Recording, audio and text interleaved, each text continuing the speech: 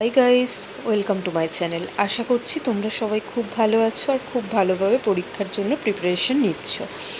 তো অলরেডি আমি 4টে কোর্সের তোমাদের সাজেশন দিয়ে দিয়েছি। এটা লাস্ট, আর এটা প্র্যাকটিক্যালি সিসি 1.5।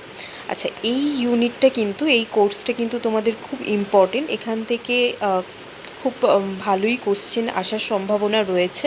আর এখানে তোমাদের সেরকম সাজেশন বলতে কিছুই হয়তো হবে না, কারণ এখানে তোমাদের প্রত্যেকটাই খুব ইম্পর্টেন্ট। তাই বেশিরভাগটাই তোমাদের কিন্তু পড়ে যেতে হবে।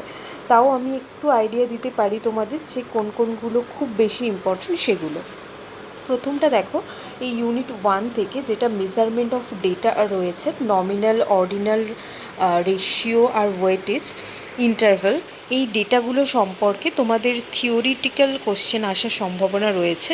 এগুলো কাকে বলে বা এগুলোর কোনো একটার বৈশিষ্ট্য বা কোনো দুটোর সাথে পার্থক্যের কোশ্চেন আসার সম্ভাবনা রয়েছে।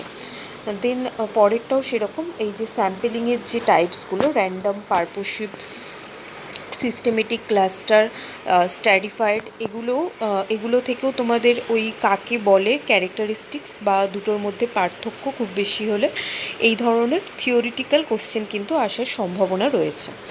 আর প্রবাবিলিটি ডিস্ট্রিবিউশন, নমিনাল, বাইনমিনাল, এই যে এইটা থেকে ছোট ছোট শর্ট কোশ্চেন হয়, ছোট ছোট মানে ক্যালকুলেশনের কোশ্চেন হয়, বাট আসার সম্ভাবনা খুব কম। তবে খুব ইম্পর্ট্যান্ট মাস্ট যেটা, সেটা হচ্ছে এখানে তোমাদের এই ইউনিটটার জেড টেস্ট, টি টেস্ট আর কাই স্কোয়ার টেস্ট। কাই স্কোয়ার টেস্টে কিন্তু আগের বারেও এক্সামে পড়েছিল। তো এটা খুব ইম্পর্টেন্ট একটা তোমাদের কোশ্চেন আসতে পারে এখান থেকে, কাই স্কোয়ার টেস্টটা। আর টি টেস্টটাও আসতে পারে, জেড টেস্টটাও আসতে পারে। তবে জেড টেস্ট বা টি টেস্ট এলে তার সাথে একটা মানে 5 মার্কসের হয়তো আসতে পারে, কারণ তার সাথে একটা থিওরিটিক্যাল কোশ্চেন আরও বেশি মার্কসের থাকার সম্ভাবনা রয়েছে। এবার নেক্সটটা দেখো, নেক্সট হচ্ছে কোরিলেশন, প্রোডাক্ট মুভমেন্ট আর র্যাঙ্ক।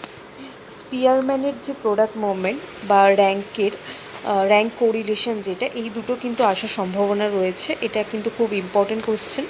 আর রিগ্রেশন অ্যানালিসিসের মধ্যে যে লিনিয়ার রিগ্রেশন আর নন লিনিয়ার রিগ্রেশন, লিনিয়ারটা আসতে পারে, লিনিয়ারটার আসার সম্ভাবনা রয়েছে। তবে নন লিনিয়ারের এই পলিনমিনাল আর এক্সপোজিশনালটা, এটা আসলেও আসতে পারে। খুব যদি টাফ কোশ্চেন পড়ে তাহলে হয়তো দিতে পারে, নয়তো খুব একটা দেওয়ার সম্ভাবনা নেই। আর রেসিডুয়াল ম্যাপিং আর জেড স্কোর, এই দুটোর মধ্যেও কিন্তু আসার সম্ভাবনা রয়েছে। টাইম সিরিজ অ্যানালিসিসটা খুব ইম্পর্টেন্ট। টাইম সিরিজ অ্যানালিসিসে তোমরা যেটা রিগ্রেশন মেথডের আছে সেটাও করে যাবে, আর যেটা 3 ইয়ারলি মুভিং এভারেজ বা 4 ইয়ারলি মুভিং এভারেজ মেথডের রয়েছে সেটাও কিন্তু করে যাবে, কারণ আগের বারে এই কোশ্চেনটা পড়েছিল টাইম সিরিজ অ্যানালিসিসে। আচ্ছা, এবার নেক্সট দেখো, ম্যাপিং অ্যান্ড ইন্টারপ্রিটেশনের এটা location quotient, index of dissimilarity, index of development by Kendall method, এটা খুব ইম্পর্টেন্ট। এটা আগের সেমিস্টারেই পড়েছিল। তবে এখান থেকে সবগুলোই বেশ ইম্পর্টেন্ট। লোকেশন কোএফিসিয়েন্টও আসতে পারে, ইন্ডেক্স অফ ডিসিমিলারিটিও আসতে পারে, আর কেন্ডেল মেথডটাও আসতে পারে। তবে মিন সেন্টার অফ পপুলেশন, এটা আসার সম্ভাবনা খুব বেশি নেই। খুব টাফ কোশ্চেন হলে এটা দিতে পারে। আর population potential using gravity model, এটাও আসার সম্ভাবনা রয়েছে। তবে এখান থেকে সবথেকে বেশি যে দুটো আসার সম্ভাবনা রয়েছে সেটা হচ্ছে লোকেশন কোসেন্ট আর কেন্ডেলেস মেথডটা।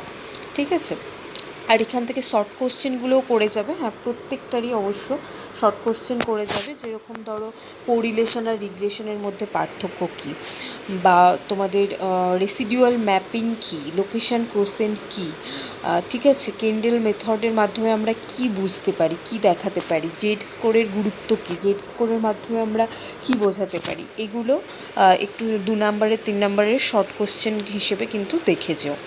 কেমন? তো এটাই ছিল আজকের তোমাদের সাজেশন।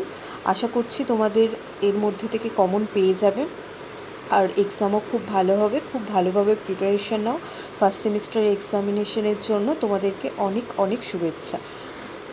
All the best.